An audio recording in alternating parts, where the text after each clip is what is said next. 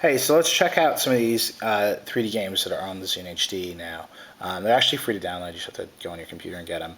I grabbed a few. If you're anything like me, you're most interested in Project Gotham here. And like all the other Zune apps, it's going to show you an ad as it loads in. So, you know, it's a free game, so maybe ads aren't so bad, but you might have some feelings on that. So this takes a second to load in, even though it does have that Tegra chip.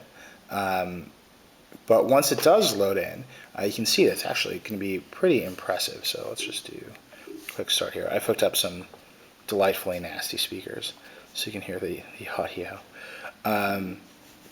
So controls are pretty much exactly what you would expect. You accelerate in the corner here, and you turn by steering. And I'm going to try to steer on camera here, which isn't going to go so well. But as you can see, the graphics are actually quite impressive for a device this size. I would say they're easily on par with the PSP.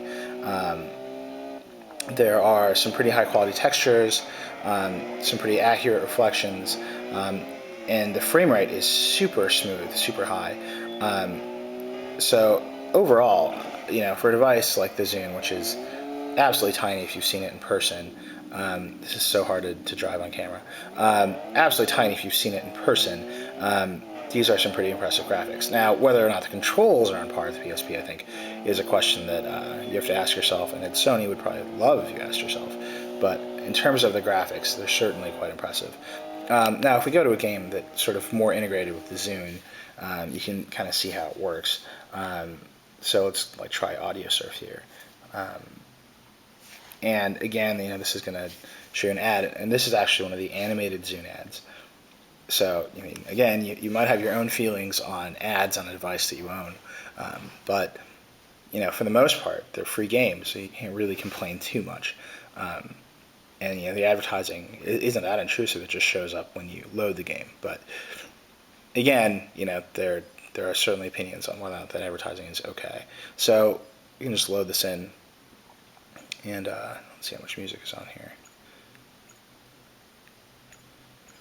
Sure. So again, you know, this is, you know, the Tegra chip at work, and it's not slow by any means. It's not, you know, it's not an Xbox 360, but it certainly holds its own in getting the job done here.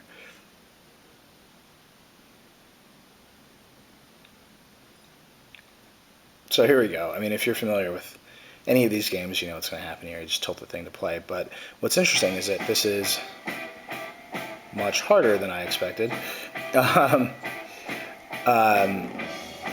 And this is actually integrated with the Zune software. So once I'm embarrassed myself enough by being bad at this game, I can just quit out, and the music is going to keep playing, which is pretty cool. So you can be playing and quit playing and still be listening to your music.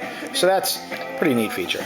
But that's it. I mean, you know, the other games aren't going to blow your mind. They're just really, you know, they're nice, well-done 3D games that happen to show you ads before they load. So that's it. That's 3D games in the ZuneHD.